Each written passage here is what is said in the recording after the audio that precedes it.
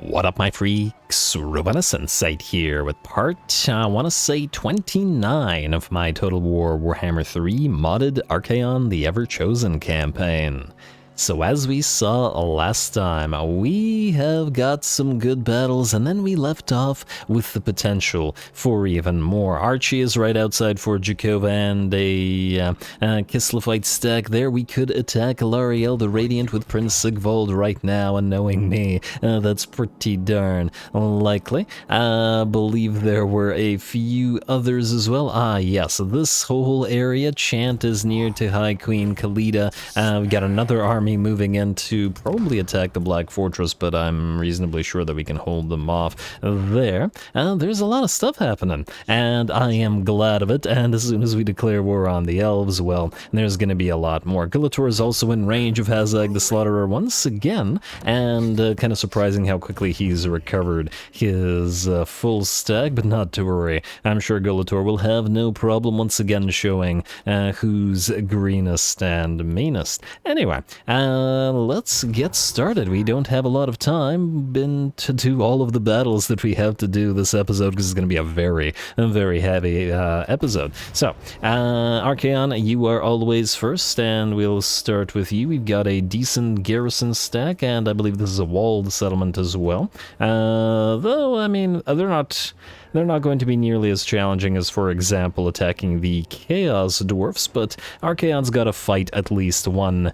Kislevite stack before Kislev is completely destroyed, right? And I doubt that he's going to fight any other Kislevites, so this is going to be the one. Before we get started, once again, engagement good, so we'll be doing the hour episode, and once again, 300 likes and 50 comments to get the next episode to be an hour long as well. The other thing I have to mention is, for those who don't pay attention to the community tab of the channel, go ahead and check it out. There are votes going on over there, and yeah, I'm still not entirely sure what we're going to do for the next campaign due to the delay of the SFO update, but, you know, there's opportunity for interesting times ahead. Speaking for interesting times, well, let's bring some to Kislev. Go.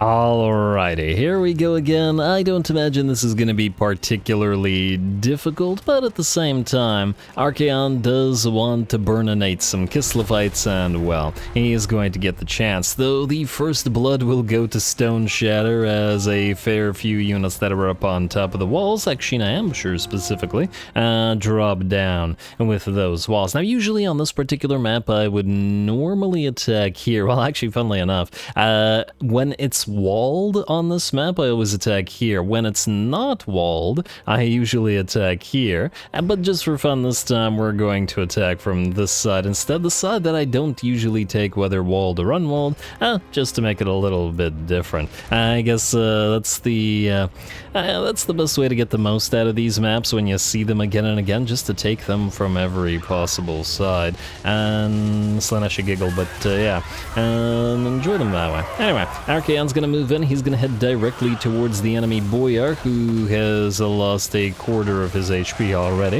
It looks like a few other Kislevites are gonna move in to help, but that's really not going to help other than to get them killed. I guess they might allow the Boyar to survive another extra blow or so, but probably not too many. He's down to half HP, and Archaon is being fired upon by the tower, but clearly not much of a threat. They are kind of in his way, though. They're preventing him from actually attacking a little bit, so good job to them. What they won't prevent, however, is the rest of our units moving. Ooh, I like the green lightning. I don't know what that... is it the Filth Mace, perhaps? Well, it's one of his activated abilities, but kind of hard to say what it was. We got some things in the woods down among us as well, but the Chaos Knights with their Chaos Steroids simply tower over them. The Knights are not the only ones fighting, however, as we will send Harry the Hammer together with our infantry in as well. And it looks like the aspiring champions are absolutely ripping some poor crossbows apart together with Harry.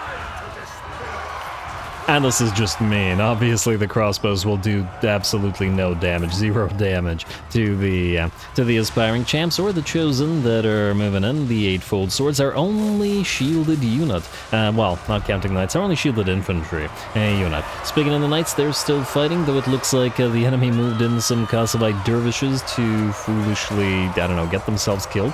Relatively useless unit. Well, I mean, useless in the sense that it's basically like a doggo unit, just use it to chase things down because it's too fragile to do anything else. But obviously not useful to the degree of our own doggos. To the Chaos Warhounds perhaps, but certainly not to the pestilent doggos of various types. Anyway, knights are just trying to make their way through. All the colors of the Chaos Bow are working together here as we haven't separated our knight force like we usually do. Archaon is in the middle of a big formation of enemies as well. Well, maybe not big anymore, but there's just a pile of corpses around him as well. And now he can certainly attack. There we go, and it does look like Dorgar gets a lot of kills. Nice kick, I saw that. One of the enemy infantry got kicked by Dorgar kicking him back.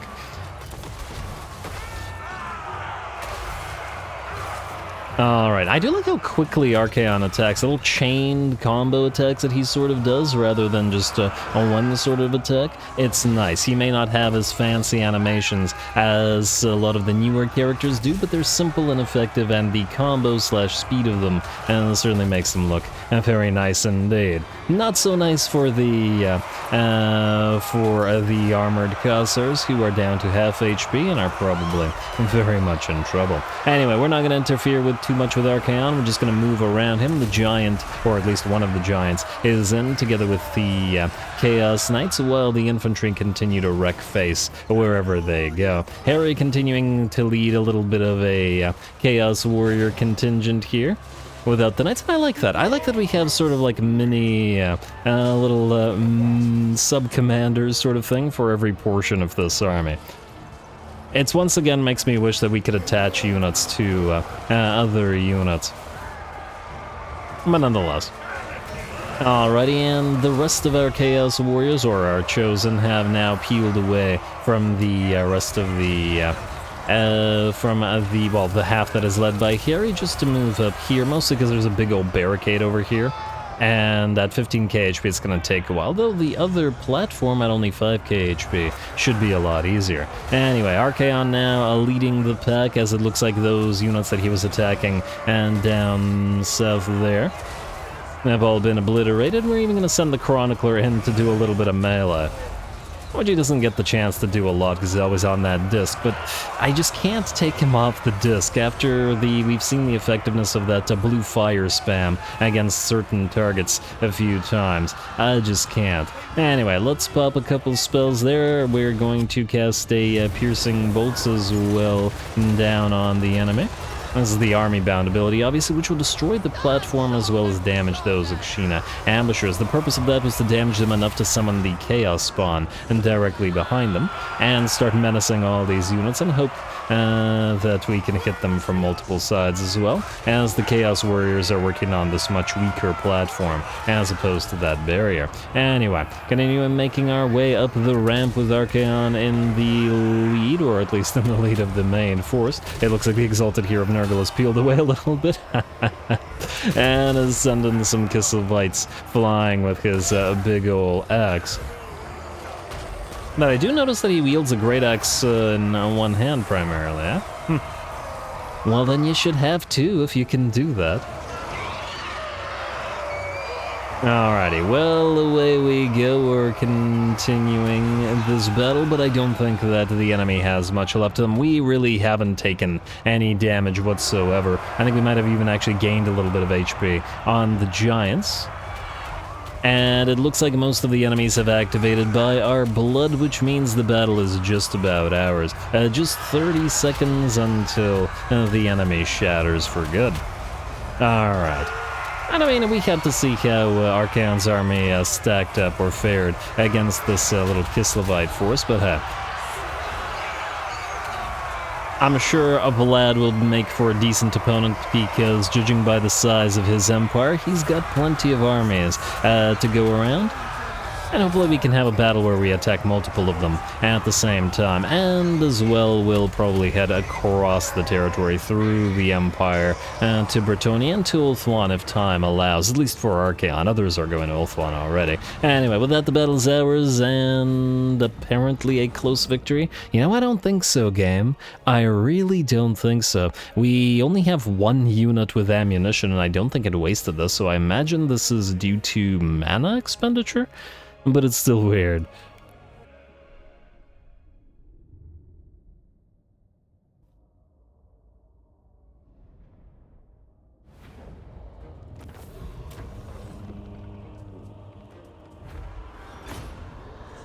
Alright, not bad, not bad. We got ourselves 10 losses for our trouble there, and by the looks of it, 9 of them were on the Marauder Horsemasters, and, well, that's hardly surprising. Eventually they'll become Knights, and then their loss will be 1, judging by this a unit of Chaos Knights that got the other loss, though frankly, I would say you should be embarrassed for yourselves, Chaos Knights, but at the same time you got the most kills and, by the looks of it, the most damage as well, regardless of the fact that you're not a Regiment of Renown and you're not God's Blessed, just undivided, so well done to you. Alright, we can, I guess, sack it for the additional XP. Well, any of the additional XP is nice for this particular army, and Karan the Black got his War Shrine. I guess the question then is, do we keep him on it? We do have 2 other large single entities in this particular army to draw fire, so he might not get focused down as much, but he's also not nearly as resistant to fire as the giants are, so he still very well could be. Also on the War Shrines, he wouldn't be able to lead the knights, but at the same time, it's not like we're generally using the Chronicler to lead his own Tzeentch knights, because he's usually flying around menacing the enemy army with spells, usually. And though we did drop him down into the battle in this particular battle, nonetheless, that is still the case. Anyway, for Jakova Falls, I will think about it. Keep him on the War Shrine for now. I'm not 100% sure he needs to be on it, also simply because the knights seem to pull a lot of weight in this particular army, and thus he might not be needed because of it. But anyway, Kislev down to 2 settlements by the looks of it. Yeah, 2. We should be able to destroy them. Probably not this episode, because it'll take a couple of turns to do all of that. But probably next episode as well. And a couple of turns are going to take effort because, well, we have a lot of fights to do. Speaking of fights, Zazel, you have finally reached roughly full HP. And I think what that means is, regardless of the fact that they're... Okay, you know what? Here's what we'll do. Valkia, I would like you to move in... Let's say in camp stance. Oh, right. We have your Bloodthirster. How close are we to the second Bloodthirster? Probably soon. Well, we don't have to necessarily rely on it until after the next time you fight, so here's what we'll do. You can't reach Hrothgar's Spire right now. Do we really care about the healing on a single unit? Probably not that much, huh? I'm just wondering whether we should pop you into summoning stance. It depends on if there's armies here or not. You know, I'm just going to assume that there are. I'm going to move you into a summoning stance. Not that you really need... Yeah, at the same time, you don't really need the Fires of Chaos, do you? And it seems a little bit too magical, doesn't it? Alright, fine, just move it in camp stance. It just kind of... Oh, there is an army right here. Not quite where I thought it was, but it is a full stack. Even if it is slightly damaged. Probably trying to go after Dracula's Spire here. But anyway, I forgot what I was saying because I got distracted by all this. Oh, right. I find it bizarre that for Chaos, the encamp stance doesn't provide and confer any bonuses like melee defense and stuff that does for most other factions. Chaos specifically doesn't know how to encamp in a way that it helps them defend better. A bit odd indeed. Anyway, Valkia, it looks like you will be into a fight next turn, at least I would imagine so. Well, maybe. Or maybe they'll be too cowardly, it depends. Once again, the Autorezov is a little bit scared of our various types of marauders, isn't scared of our various types of marauders, so there's that. Anyway, we're still heading towards the Sword Maiden of Khorne, and the next thing we will take here is... we go to the enemy leadership reduction. This should be fairly helpful against the Tomb Kings in particular. Certainly I'd like buffs for Valkia herself, I really, really would. But at the same time, she doesn't really need them. She hasn't really struggled against anything she's fought so far. Also, still can't see what's at Storag Core, but nonetheless I think, Azazel, we're going to finally send you to acquire that Demon Blade of yours. And it doesn't look like there's anybody here anyway, so... let's level up this, and let's do a quest battle. We've waited long enough. Do we want to get a new trainer in your army? Well, it's not super necessary. I was thinking about deleting these two I mean, we are rapidly approaching Soul Grinders, but I'm kind of interested in putting a couple Hellflayers, maybe at least one, in this army, just to see how they perform. The thing is, we are not getting any more warriors in this particular army, and I'd like just to see. I'm curious how they perform. Oh, right, we don't get Hellflayers, we only get Seeker Chariots. Well, okay, fine, I'll still try the Seeker Chariots.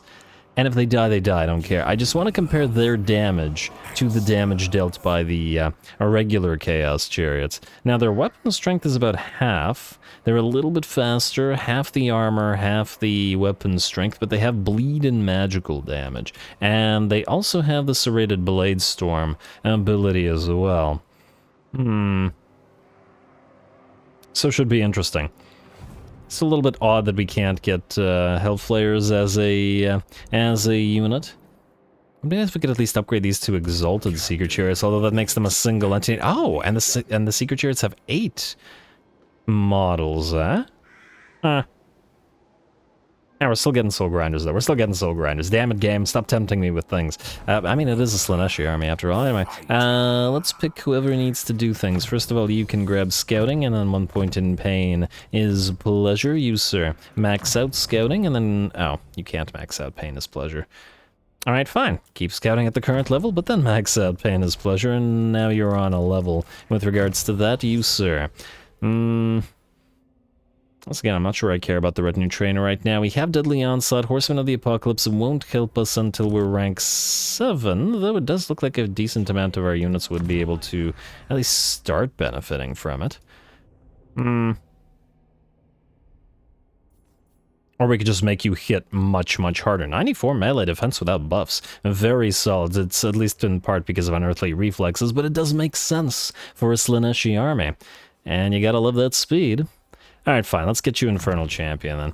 Alright, and I believe that's good as Azazel, sir. 'Tis time for your Demon Blade at last. Let's give it a read and see what we've got.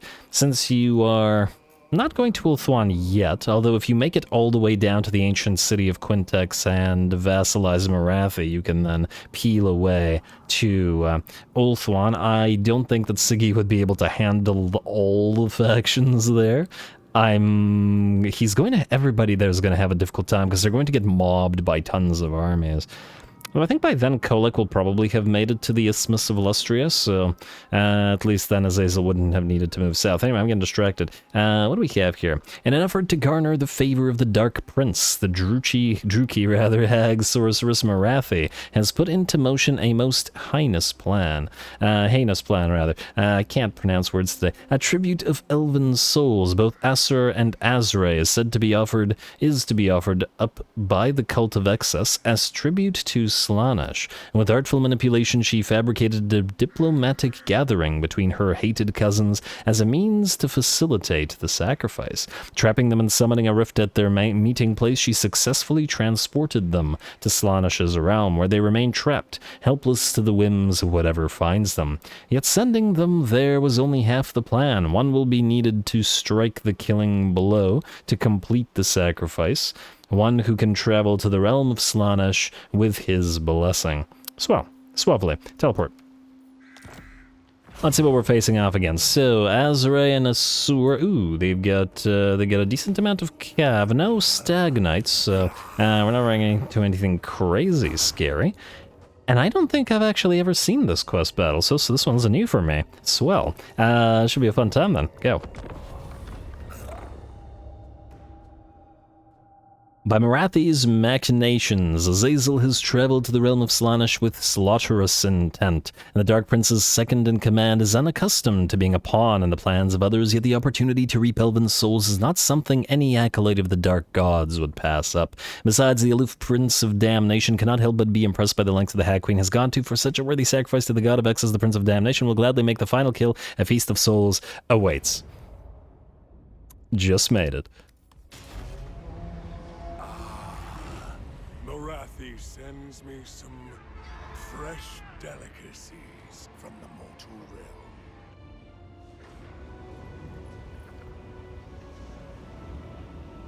realm. Little elven souls to be plucked like ripe fruit, so sweet to taste. I know they say it is bad manners to play with your food, but I can't help but sample their agony. There is something delicious about a soul that has no hope.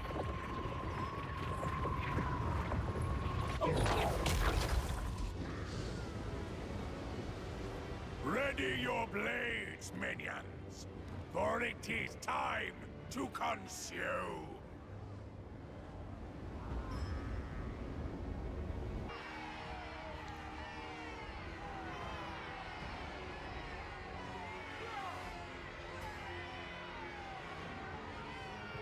Alrighty, here we go. Exciting times. I gotta say, we don't see enough of the Realms of Chaos maps anymore because they're pretty darn glorious. Hey, we got a Demonette statue in the background as well, and it's nice to see our Slaaneshi forces fighting where they feel most at home as well. But yeah, these maps are so awesome, and yet we don't see them much outside of the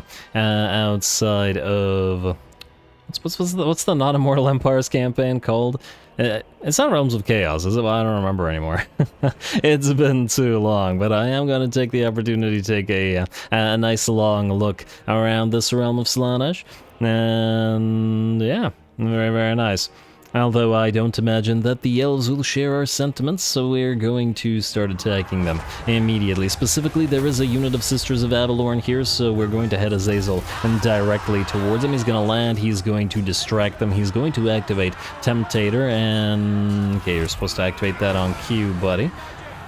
But at the very least, he'll prevent them from firing. There we go. Temptator is up, and a little bit of melee damage. A reflection.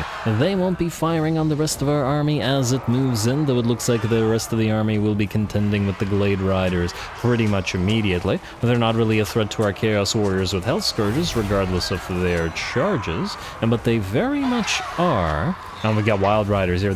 Wild Riders are very much a threat to our Exalted Demonettes. By the looks of it, the Exalted Demonettes have taken half of their HP to the enemy's charge, and this regardless of the fact that the enemy does not have magical damage on these guys. So, yeah. Obviously, we don't want to get a unit charging a fragile unit like Demonettes, but not to worry, we do move in our sorcerers in the Marquee of Masochism to bail them out, and it looks like those Wild Riders are done. And the rest of our army is embroiled in pitched battle, or at the very least, if you can call it that, for the Hell Scourges. Or more like keeping the enemy units in place, though here we've sent another one of the units of Demonettes just to help them move through these units of Spears a little bit quicker. Spears aren't really going to be a threat to the Demonettes, and so we're free to just attack them outright. We got some nice shots in this, very atmospheric when we're in the Chaos Realms. A little bit more action for our Chaos spawn of Slaanesh as well, since they won't be in this army much longer. Spiring Champions also are right at the front of the force to prevent the enemy from dishing out damage. It looks like we did try to move Azazel in, but he got stopped with a Tempest and thus cannot move, and then surrounded by Glade Riders, though frankly, this is probably a waste of said Glade Riders, as they're not going to kill him. But I guess they will... Well, actually, no, this is actually good for us because our chariots are riding around in the background, both the Seeker chariots and the regular Chaos chariots, and the Wild Riders were giving chase to them until they decided, oh, let's stop Azazel in his tracks and deal with him as well. Anyway, our chariots continue taking fire from various enemy range units. I mean, it is an elven army after all, but they can continue hitting the backs of the enemy units. We are going to just keep them moving, as especially the rest of the army doesn't need too much control, at least none of the Chaos Warriors do. So we can feel free to micro the chariots a little bit more. Alright, smashing right into the back of that unit. Looks like a little bit of friendly fire coming in from the enemy, though it does look like our Seeker chariots specifically have taken a bit of a beating so far. No models lost as yet, but they're going to start dropping soon. Yeah, considering the other Chaos chariots haven't taken much in the way of damage at all.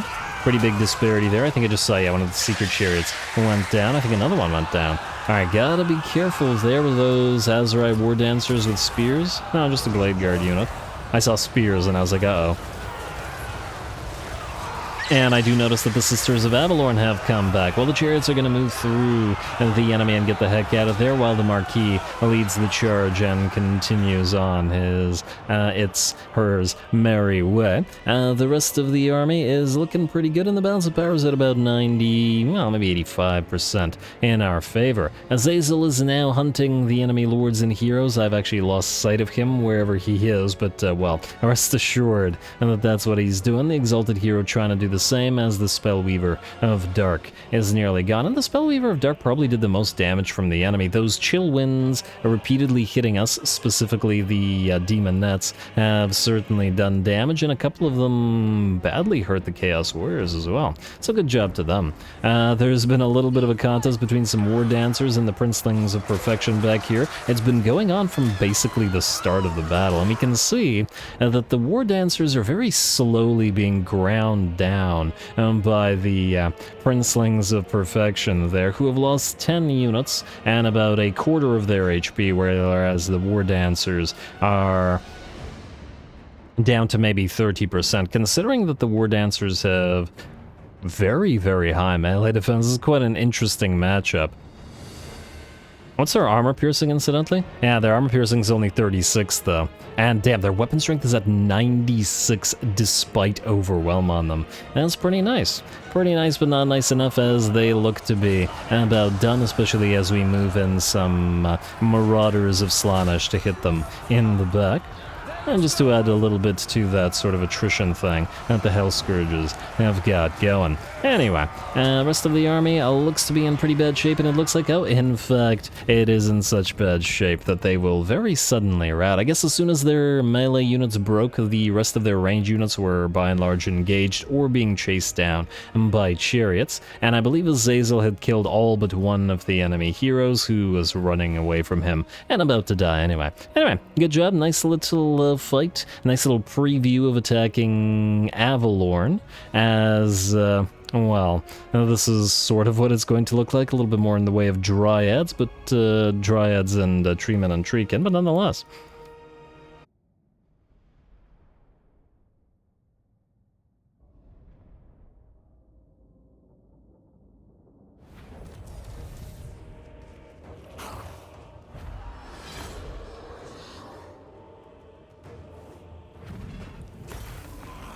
Alrighty, wow, a very nice fight in my opinion. Got hit with a few hard-hitting spells. The War Dancers also did plenty of damage as well, and several of our units got, let's say, pretty badly mauled there. Now, as for the chariot test, now obviously there's going to be a little bit of a disparity because we have rank 6 on our older Chaos chariots, and the newer Seeker chariots are, well, started at rank 1, but they also did more than twice the damage than all of the other chariots. I also got to point out that the Seeker chariots got so badly damaged that not only did they lose models, but they also had to flee the fight while, well, not flee, but withdraw from direct combat, while the rest of the chariots kept running around in the background, annoying the enemies. So it's pretty interesting. I feel like the Seeker chariots live up more to the Slaaneshi sort of army style than the Chaos chariots do, because, well,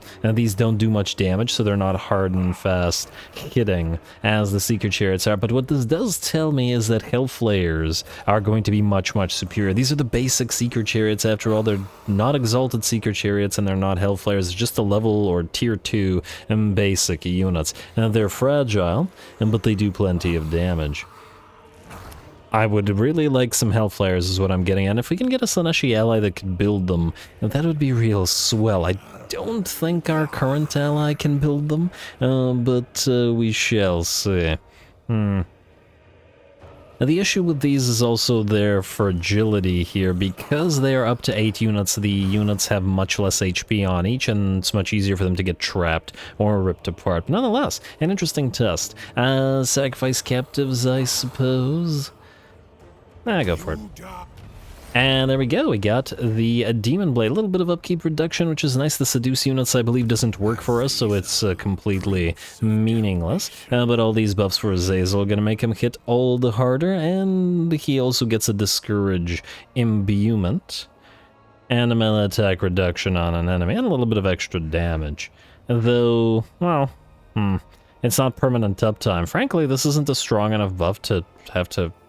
Well, I guess the rest of the item gives plenty of buffs, so it doesn't need to be. Anyway, there we go. Casualty replenishment's going to increase to max, so we are free to make good use of that. And with another auto-resolve, though, what do we have at Storag Core? Can't be much. It's gonna kill off a bunch of chariots when we auto-resolve it.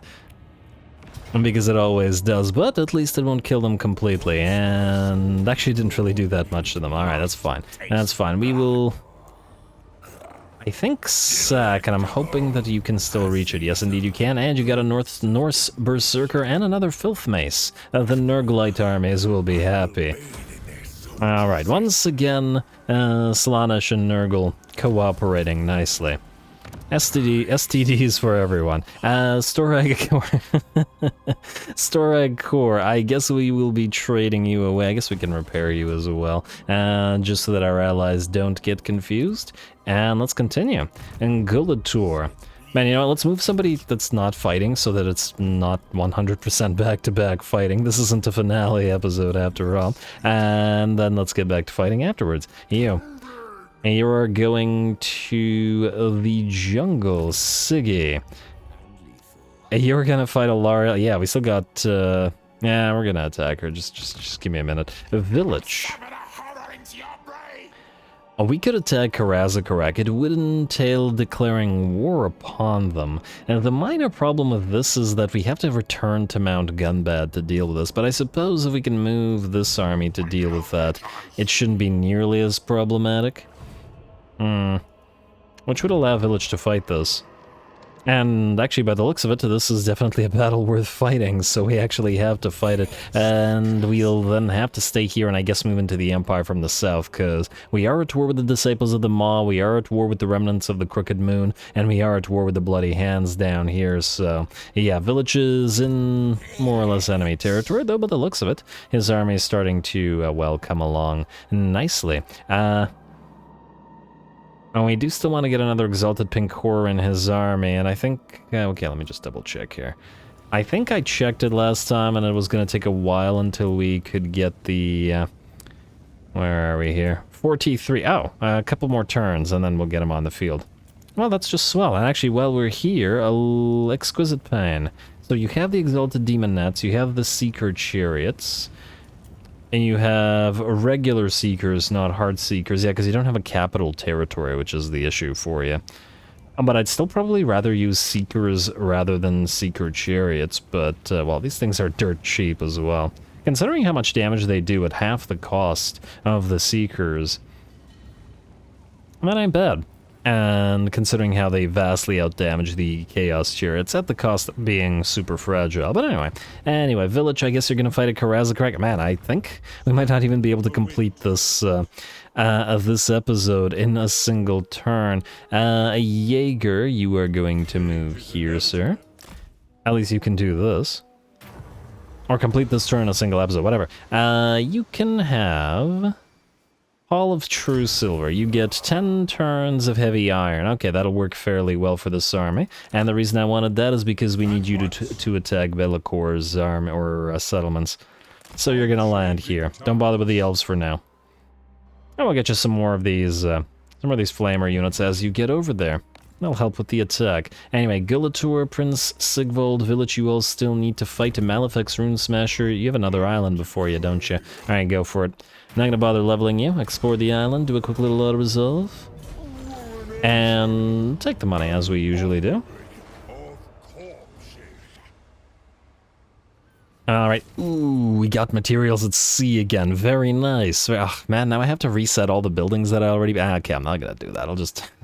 we'll just take advantage of it next turn. And we get a free giant blade. Well done, Malefax. You are certainly coming in handy already, good sir. And... you are healing here, interestingly enough, but you weren't before. It could be the casualty or punishment rate, but it isn't constant casualty or punishment rate, which is quite interesting. Just out of curiosity, will you continue healing here? Because if you do, we should just... yeah, by the looks of it you are. Well, that's just swell. This is all the Jade Sea. We probably shouldn't go into deep water, though. Just in case. Go right here, and then you're traveling through this sea lane. Is this the right sea lane? Mostly I picked this one because it's the closest one, but you're still gonna have to wait for Kolek. Maybe we'll land you at, like, the Isle of the Crimson Skull. I don't know whether Yuan Bo is alive, but I guess we're about to find out. And frankly, this army is gonna need more troops before it can face off against them. Anyway, let's see who else needs to move. Gotta love that materials at sea. Samoth Painbringer, I think you're one of the ones that we can actually auto-resolve the fight at. What do we have at Ground Peak? Oh, Pyrrhic Victory. Yeah, but it's not that much. And considering we have a lot of casualty or punishment rate, I think we can just do this. So yeah, you are gonna max out Doomfire. That might help with the auto-resolve, and Rally probably will not, but nonetheless. Level 30, eh? Working on it. And the rest of you, do you need to do anything? You want to max out Scouting? I would also like you to... You're not raising settlements. I'm not sure what to do about this for you as yet, Mr. Sorcerer. I guess we get you the Winds of Magic Power Reserve. Probably start getting at least a few spells in here. I'll think about these later on. And we're definitely not high enough to take advantage of that, so yeah, fine. Go for Power Sap, and then let's get a couple of points into Penumbral Pendulum, as it's the most likely spell, and that we're going to use here. You, sir. Continue moving through training, I suppose, so training and tough as nails for you, and just get as much XP as you all can. There you go, Ground Peak auto-resolve real quick. It certainly hurt, but there's no other works to capitalize on the fact that it did hurt, so it doesn't matter. Sack it for the additional XP, and then occupy it. And then with all of the bonus healing, while we won't heal to full in one turn, we will in two, which is what we have the casualty or punishment for. Alright, very nice. And Rib Peak secured, and we also got Cultist Camp Pastures here. This is an interesting place for pastures in Grand Peak. Repair. And then we still have Gunbat. By the looks of it, Trudge isn't going there, so I think you're going to have to do it, and this one will actually probably have to be fought. Granted, it's mostly Night Gobos. But by the time we get there, I imagine Skarsnik will have revived, so this army will actually have to, work for it. Anyway, let's do another fight now. Gulator, I guess it's your time to shine, but you're always so lustrous despite being a Nurglite. A rally for you. And are we missing a critical spell? I guess we could get another point in Blight Boil, and Magical Reserves are both fine as well.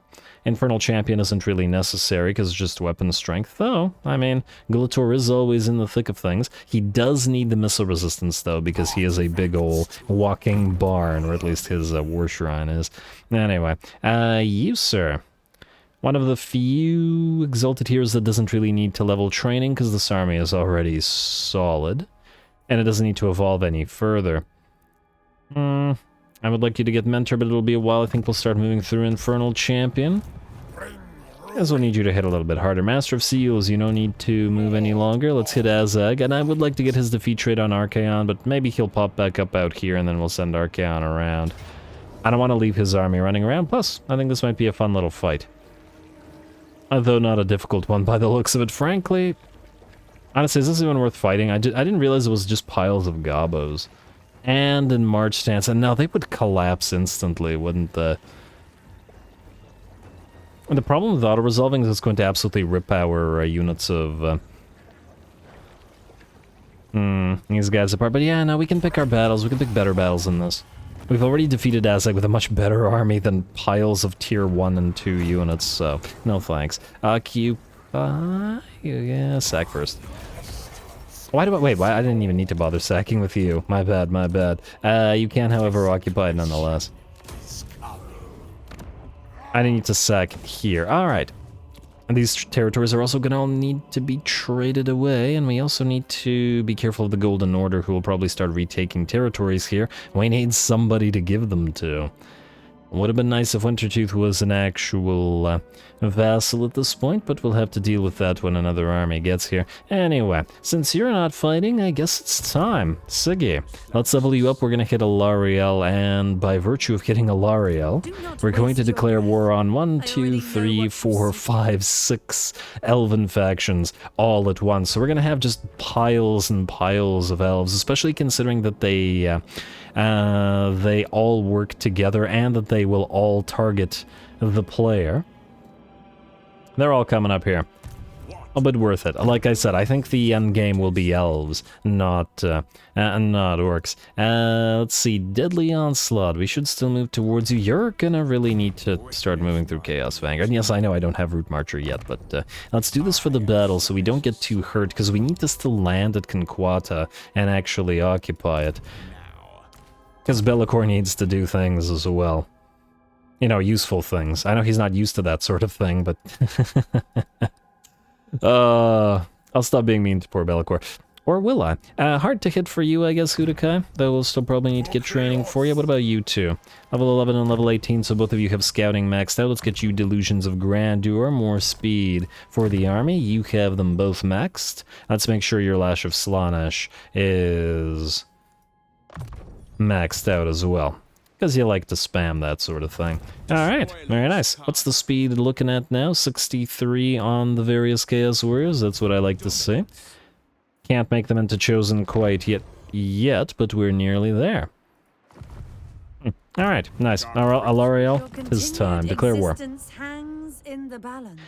And there it is, joined by Cathik, Illyrian, Tyrannoch, Safari, Ivres, and Eataine. Most likely only Ivres and Eataine are going to be major threats, though the fact that all of these guys survived, I mean another one of them is still reasonably strong. We'll check it out later, or I guess we'll see by how many of them send a million armies at us at once. Siggy, go. And, ooh, Alariel's actually willing to fight rather than running. That's always lovely to see, especially from the usually cowardly elves. Let's get that Never Queen debuff for killing the Ever Queen, or buff trait, defeat trait, on Siggy for killing Alariel. Yeah.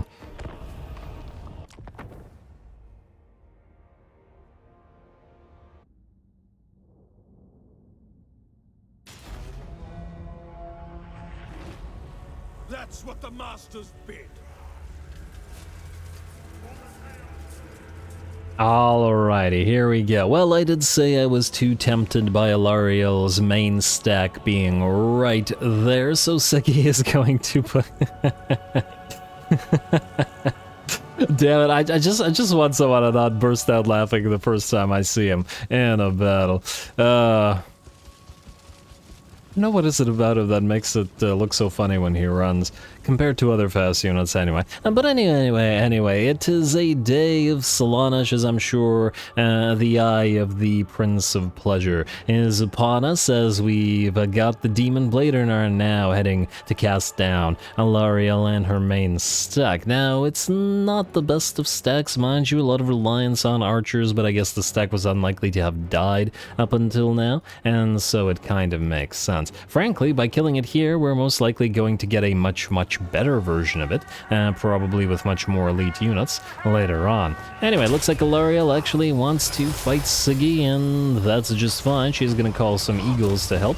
Not very honorable, perhaps, but, well, I don't think Siggy minds, as neither of the two units are going to be too threatening to him. Interestingly enough, we use the Reflection of Beauty on Alarielle, but because she has a flying unit, as soon as she lifts off of the ground, the 20-second duration of the of that ability ends. So the ability is essentially useless on any unit that can fly, and because it doesn't prevent them from lifting off and instantly ends the duration, which is a little bit silly. Because it only affects grounded units, but when you're stopped, when you're a flying unit, you can land or you can go up in the sky as well. Anyway, ooh, that actually looks neat. The glow on Alarielle, I mean. Anyway, Alarielle has now gotten herself into, frankly, what is probably a much worse situation than she was in before, as there's a lot of troops here, and we're going to try our best to make sure that we chase her down. The rest of our army will move in separate little sub-contingents, and try to distract as many of the enemy range units as they can to prevent them from firing and dishing out damage. Though this is obviously not a Sisters of Avalorn heavy army, though I do believe there's a Handmaiden of the Everqueen in here somewhere. Eli, like I just saw a magical arrow or two.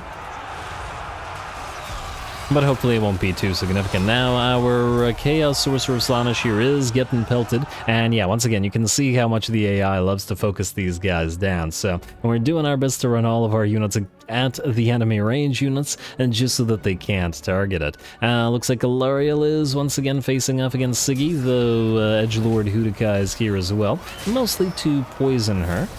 And wait a second. Field of Thorns saw Perfect Mouse Skull. She's not immune. Oh, you have bleed on you. Okay, well, makes sense with Edgelord. Works for me. Plus, it's funny. Anyway, front line is still very much engaged, though the enemy Eagles are probably not achieving too much here. Just fighting the Mirror Guard. That's probably a waste, and they should probably go after a more fragile unit. It's going to take them way too long to damage them. Our other Chaos Sorcerer, without his War Shrine, because he doesn't have the levels for it yet, is sort of leading from the front here as the Chaos Warriors, not Hell Scourges though, break their way through this pile of Silveren Garden Dryads and Spears, though once again with a little bit of help from those Eagles. And we do gotta watch out that the Eagles don't hurt our... there's the Handmaiden. Don't hurt our Sorcerer. Anyway, we've got our Summoned Chaos spawn up. We also have our unit of Hellstriders running around in the background, not to do any damage or even really to apply their Hell Scourges, so much as to chase the enemy down, and the battle is starting to look pretty darn good. Alarielle has fled the field. She was not killed because it's impossible to keep her in place with this particular army, unfortunately, as yet. I'm just wondering, what'll happen if we get Phantasmagoria on our Chaos Sorcerer of Slaanesh? Will she still just be able to lift off? And then we can't hurt her because we have barely anything... I don't remember. Phantasmagoria, does it target only grounded units, or does it target aerial and grounded units? Because if it targets both, then she still wouldn't be able to move, and at least Edgelord Hudakai would be able to attack her if she, or any flying units, if they were stuck. Kind of like a Tormentor's Sword. Though Azazel sadly doesn't have his Tormentor Sword anymore, maybe we can give it to Edgelord Hudakai instead, to be able to do that. Lots of anti-moving abilities in this army, not that it's going to need it with its speed. Speaking of this speed, we're going to put it to good use here as the enemy army will suddenly shatter, and the battle will be ours, and we're going to give chase to all these units. Plenty of units to chase down, and we're going to do that off screen.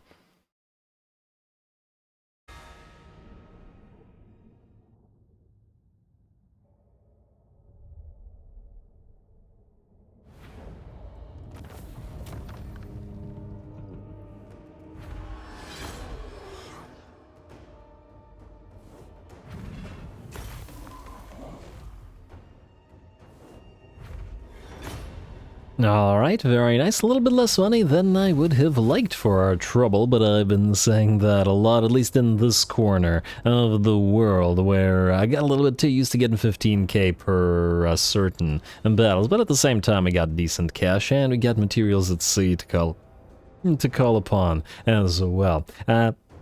Anyway, looks like Alariel's army is pretty much done. Obviously, she herself got to run away because of her eagle mount, and then the same with the, well, actual eagles. Couldn't catch that Handmaiden of the Everqueen either, as the slow debuff that that Siggy causes just doesn't last long enough. Slaneshi army.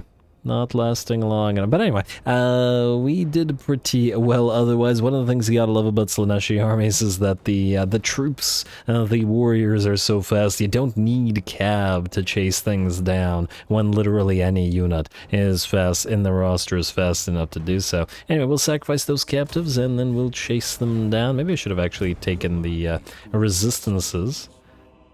But nonetheless, and defeated Alariel gives us horde growth for army. Ooh, this is a completely useless trait. Huh. I didn't remember this trait being this useless. This is an awful trait. This does nothing. Growth in local province, and it's only +10. If you're gonna give a growth trait, it should be pretty big, 50 at minimum, maybe 100. But yeah, this is complete garbage. Because, I mean, I suppose in SFO, since there's no supply lines, and with certain other factions there's no supply lines, you can just pop this defeat trait on a lord and just park them somewhere. But even then, it's not worth it. You're paying so much money to have a lord up, A, and that lord would have had to have commanded an army, B, to have actually defeated Alariel. The control isn't bad, but nonetheless, not a great trait. Anyway, we will go after you to destroy your army for good. And we'll auto-resolve that. She'll probably come back with a much stronger army, mind you, but well, and that's kind of just the way we like it anyway. We'll do that, Scarecrow Banner, then we'll pop you into full speed stance and get you back here in neutral or shared territory, and then we still have to head to Conquata, so... There we go. We'll heal up to full, we'll sail on over, we'll probably have to contend with some other elves there, since the Isle of Wights is still held by Lotharion. And... are you on fire? No, okay. It's just the way that it looks. I thought that it had gotten sacked, though it very well might, because it looks like this little army is heading towards there. And they probably wouldn't survive this. The garrison here is garbage. It looks like these guys might be dead. Well, that's their problem, I guess. Anyway, let's keep on moving. Village, you've still got places to be. Let's move everybody before you, though. Do we have the ability to get more exalted bloodletters as yet? No, but at the same time, we need to get ready, because Jaeger is coming up, and we'll need to hit the Palace of Ruin with both of these guys together.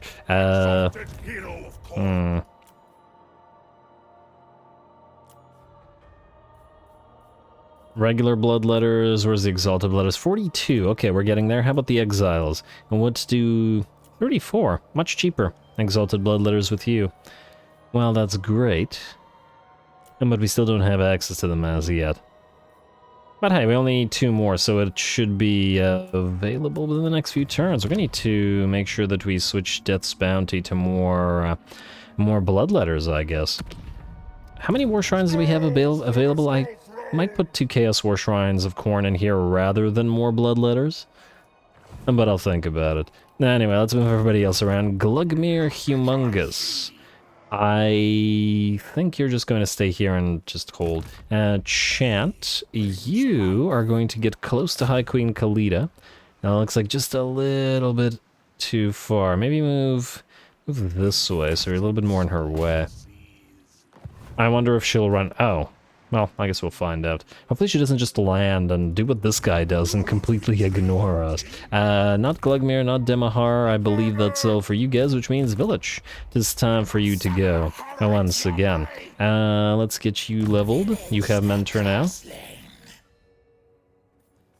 And I guess we're finally ready to get Hearts of Iron. I'm tempted to just get Prismatic Plurality as well, but at the same time, Village doesn't cast really all that much at all. So now, Hearts of Iron. It'll benefit the rest of the army. Scouting for you as well, sir. Good. And I guess we're going to Karazakarak. Suddenly we've declared war on way too many factions, and that only a few turns before the endgame scenario activates as well. But hey, that's, well, that's the Chaos life. We didn't choose the Chaos life. And, okay, now those are orcs. Actually, we'll have to destroy them. And, ooh, close defeat. That's what I like to see. I guess we're going to break through the walls of Karazakarak. That sounds like right up Village's alley. Go.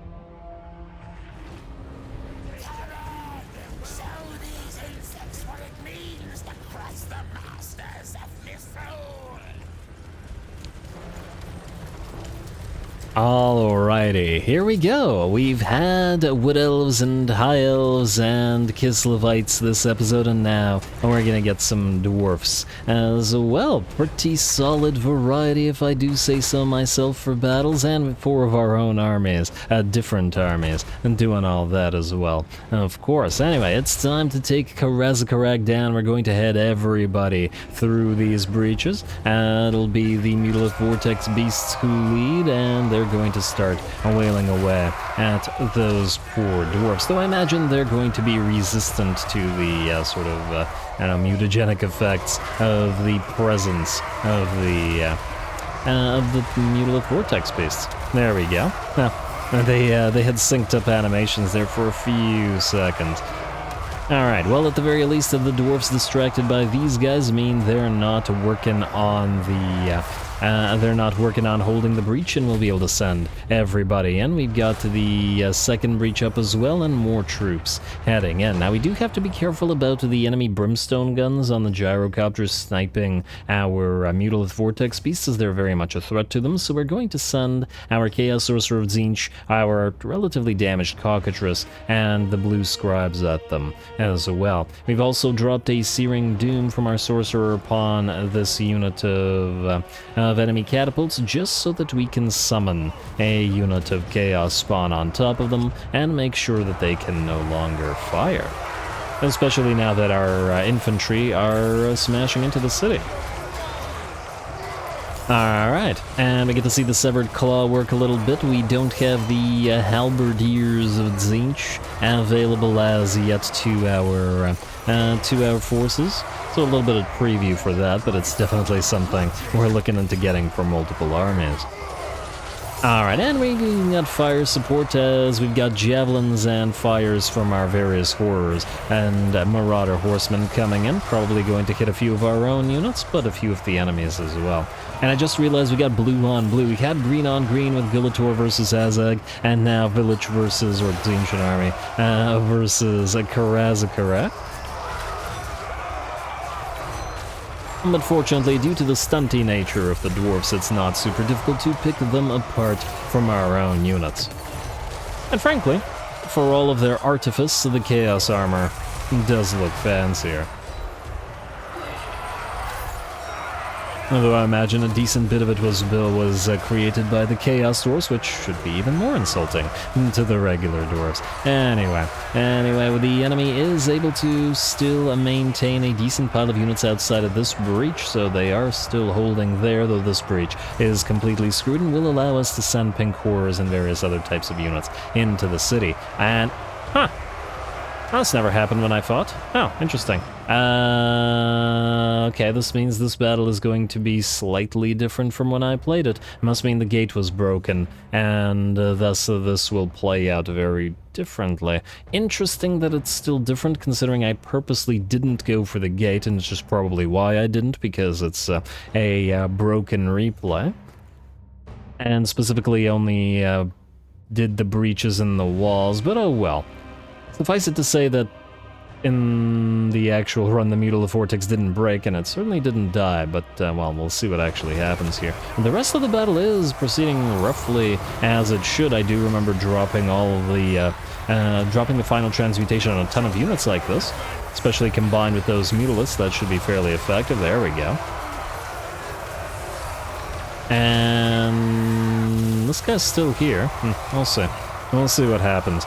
Yeah, I think what's happening that didn't happen was the gyrocopters with brimstone guns and iron drakes with trollhammer torpedoes just firing away freely. And we do hit these guys now, though. We're gonna drop a Gate of Tzeentch right on top of them, and in fact, I remember when fighting this, when I did drop this Gate of Tzeentch, it actually hit 2 units of iron drakes at the same time, but it only hits 1 here. The other one is all the way back here. Huh. Interesting. Yeah, very slightly different. Very slightly different. But nonetheless, we're still looking okay. The other Vortex Beast is going to move in and make sure to move down here. In fact, this unit of Iron Drakes, I believe the Flamer unit, was trying to focus one of the Vortex Beasts down. It might have been the one that's quote-unquote hurt right now. But that wasn't happening here either. Well, nonetheless, hopefully it doesn't make too much of a difference. Oh, and I certainly never sent pink horrors into the melee like this. But nonetheless, it'll all be fine. We can get a little bit of support from our blue scribes as well. We can see their shots coming in from overhead. We also have plenty of marauders in this particular army, which means we're freely able to use sacrifice. Pretty sure I didn't send the blue horrors or the horsemen into melee as well. I did send 1 unit up the walls. This actually happened, but the rest of us didn't. Or actually, well, I think, once again, they're following broken replay orders, but what's happening is, at this point when I was playing it, this was all clear of enemies, so I moved all the range units in to sort of support the rest of the army, but in this version of the replay, it isn't completely clear, and thus they're sort of getting themselves engaged into the melee. It's not so bad though. It still happens only very occasionally that the replays have been broken. Though I have been noticing it a lot more lately. I mean, in the last few campaigns there have been several occasions. I assumed originally that it was some kind of interaction between Old World mod and SFO, but this is just vanilla and SFO, so it may mean it's some interaction between vanilla and SFO, and as we figured out at an earlier time, these guys are just standing still. As we figured out at an earlier time, or at least my assumption was that it was because of the gate. Saying 30,000 HP here, but saying 14,000 HP in the other portion, or in the actual played, not replayed version. Or the other way around, whichever. The HP on the gates, I mean. But judging by the fact that we didn't use the gates here, that may not actually be the case. Which is quite curious. Well, nonetheless. I certainly don't remember our Chaos Sorcerer getting, I think, damaged at all, which are like very, very low HP now. And it's kind of interesting to see how the battle goes when the orders are same-ish, because it's probably keeping the same exact orders, but the... is it the AI's orders that are different? Or is it just obstructions that remain? It's all quite curious. But nonetheless, doesn't make it any less nice that we still continue to get nice shots of things happening. In fact, considering the fact that our units never got hit like this, when I actually played it by the Trollhammer torpedoes or by those fire drakes, or obviously I wouldn't be ignoring this pile of units, as we get some nice shots of this. Even if it doesn't represent the actual replay. And ooh, they're targeting the weird spawn now, which has lost about half HP, which also never happened. But it's still angry enough to make its way into combat, and I'm sure it'll rip those Iron Drakes apart, and no problem. And oh wow, look at that! The Severed Claw down to tiny amounts of HP. And due to being focused down by the Iron Drakes. There we go. Very nice. Alrighty, well, with that, the battle ends. The replay didn't quite work here, but, well, I can't really control that. When replays are broken, they're broken. Just looking around the map, it's a pretty nice map, and it's glowing like this. Yeah. Well, in regards to when the replays break like this, I always wonder whether I should just do commentary just in case it breaks with every single battle. But it seems like a huge hassle for, you know, how many times has this happened in this campaign? Like twice? Maybe? So, I feel like it's not a big enough deal.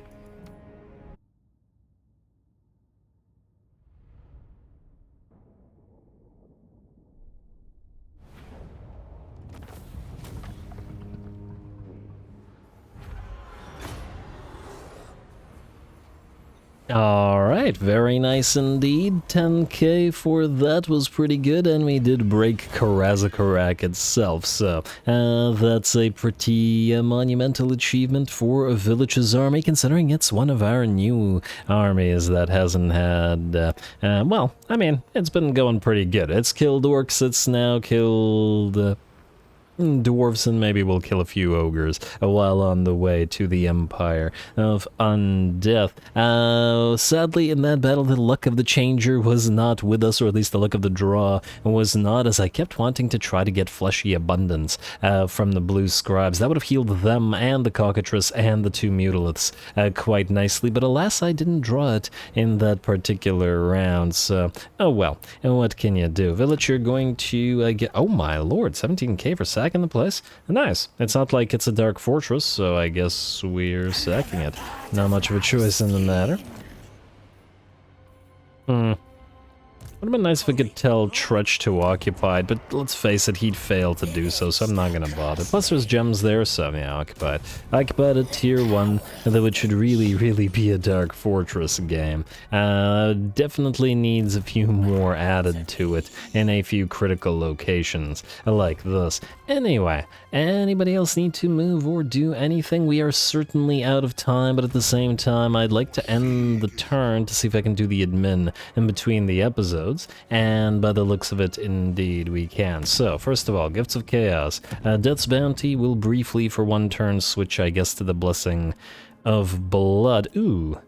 If we get Fists of... now we'll go for the Bloodthirster first. Complete Valkyria's army. Then we'll go for the Chaos War Shrine. Then we'll go for as many Bloodletters as it takes. We could always slowly replace Bloodletters with... or replace Marauders with Bloodletters over time. It's not the most critical thing in the world. But we do gotta get that army up and running. Yes, Fists of Khorne.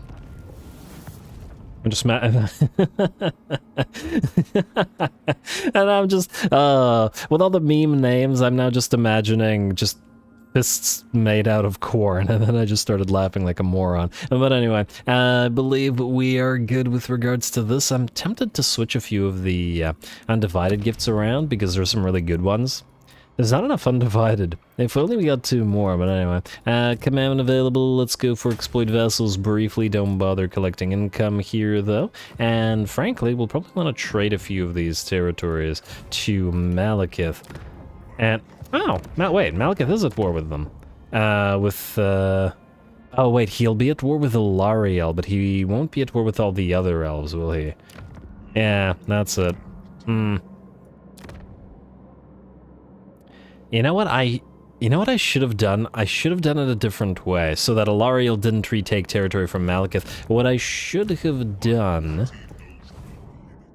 was declared war on, like, Cathik or Eataine. Well, not Eataine. Cathik or one of the other minor elven factions that don't really matter.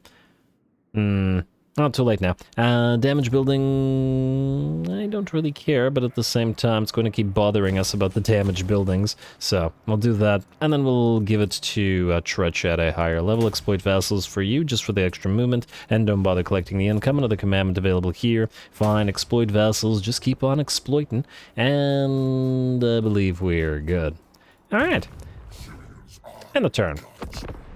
Alright, we're out of time. I just want to see if anything interesting happens, and if we get stuck with a battle against Khalida. If that is the case, then obviously I won't be able to do the admin between the episodes, but hey, at least then it will be a guaranteed battle at the end of the... at the start of the next episode. Azag, you want peace? No, buddy, no. I like you, Azag, I really do, because you use vampire powers or undeath powers, but nonetheless. Anyway, what do we have here? The eye opens once again. We have unit experience gain 25% for 5 turns. We get some fiends and demonettes. Gift of choice again, but once again, doesn't really matter. And path to glory plus 25% levels kept from devoting a character to a god. That's actually great. Minus the fact that I don't think we can devote anybody within the next 5 turns, so it doesn't really give us all that much, which is a bit of a shame. And this would be perfect right before acquiring a Demon Prince, but there's no guarantee that we'd be able to get this again. I'm tempted to just go for my fortresses. Frankly, this probably also doesn't matter all that much. You know what?